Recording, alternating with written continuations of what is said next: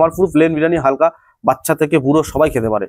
তো বন্ধুরা নমস্কার, আমি বীরেন। তো সবাই তোমরা কেমন আছো? অনেকদিন পর তোমাদের কাছে একটা নতুন জিনিস শেয়ার করতে এসেছি। তোমরা আমার বিরিয়ানির একটা ভিডিওতে অনেক ভালোবাসা দিয়েছো। তো বিরিয়ানি মশলা স্পেশাল কিরকম ভাবে তৈরি করা হয়, তো আজকে তোমাদের কাছে সেটাই তুলে ধরবো যে বিরিয়ানি স্পেশাল মশলা কি করে তৈরি করবে তোমরা। তো দেখো তোমরা, আমার কাছে রয়েছে, এটা হচ্ছে দারচিনি, এটা জয়ত্রী, এটা এলাচ, আর এই যে এখানে জায়ফল, টমেটো এখানে নিয়ে আসো, আর এটা হচ্ছে লবঙ্গ, আর এটা শাহগোল, শাহজিরে। তো আমি বিরিয়ানিতে এই কটা মশলা ইউজ করি, আরও অনেক কিছু দেওয়া যায়, যেমন তোমার আছে কাবাব চিনি আছে, গোলাপ পাপড়ি আছে। তো আমি গোলাপ পাপড়ি ইউজ করি না, আমি কেবল এই 7খানা জিনিস ইউজ করি।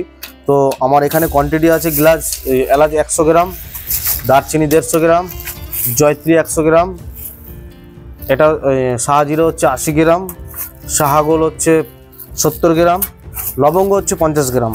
আর আমি জায়ফল নিয়েছি, কারণ আমার ছোটো, তো আমার 5টা জায়ফলে হয়ে যায়, কারণ কিছু জায়ফল ছোট বলে তাই এতগুলো জায়ফল নিয়েছি।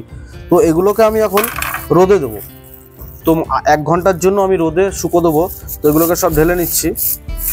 তো এই যে ঢেলে নিচ্ছি, ক্যামেরাটা কাছে নিয়ে আসো, এগুলো দেখো, এগুলো দেখো। হ্যাঁ, তো এগুলো সব ঢেলে নিচ্ছি। ঢেলে নেওয়ার পরে এগুলো সব রোদে দেবো। রোদে দেওয়ার পরে এটাকে আমি তারপরে ব্লেন্ডারে গুঁড়ো করে নেবো। কারণ অনেকে কি করে না, বিরিয়ানি মশলা ভেজে নেয়। তো বিরিয়ানি মশলা ভেজে নিলে তো তার ফ্লেভারটা না অর্ধেক বেরিয়ে যায়। তো হালকা সামান্য 1 ঘন্টা রোদ খাইয়ে নিয়ে তারপর যদি এটাকে গুঁড়ো করা হয়, তাহলে ওই ফ্লেভারটা থেকে যায়। আর অনেকে কিন্তু ভেজে নেয়, কিন্তু আমি সবাইকে বলছি কোনোদিন বিরিয়ানি মশলা ভেজে নেবে না।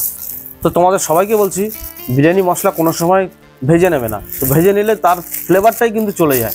তো সবাইকে রিকোয়েস্ট করব, যারা ঘরে বিরিয়ানি বানাও, তোমরা সবাই যতটা সম্ভব মশলাটা বাজার থেকে কিনে আনার পর একটু রোদ খাওয়ানোর চেষ্টা করবে।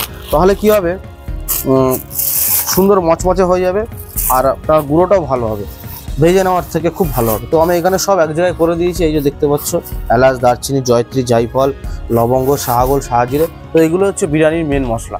তো এটা হলেই তুমি ঘরে সম্পূর্ণ ভালোভাবে বিরিয়ানি তৈরি করতে পারবে। আর এর পরিমাণটাও আমি বলে দিয়েছি তোমাদের, কত গ্রাম করে লাগবে। তো এবার তোমরা বাড়িতে যতটা বিরিয়ানি বানাবে ততটা করেই মশলা ইউজ করবে, পরিমাণ বুঝে। তো পরিমাণটা তোমাদের নিজের উপরে, যে কতটা চালে কতটা মশলা দেবে সেটা তোমার নিজের উপরে। যেমন আমার 5 কিলো চালে মোটামুটি আমার 50 গ্রাম মশলা লাগে, ঠিক আছে? তো কেউ বেশি দেয়, কেউ কম দেয়। আমি মিডিয়াম রাখি, আমার বিরিয়ানি রিচ হয় না আর বেশি অয়েলিও হয় না। আমার পুরো প্লেন বিরিয়ানি হালকা, বাচ্চা থেকে বুড়ো সবাই খেতে পারে। তো আশা করি ভিডিওটা যদি তোমরা একটু ভালোবাসা দাও, তাহলে নেক্সট ভিডিওতে তোমাদের বিরিয়ানির আরেকটা স্টেপ বলবো, যেটা করলে বিরিয়ানি আরও খুব সুন্দর, আরও টেস্টি হয়। তো চলো টাটা, সবাই ভালো থেকো।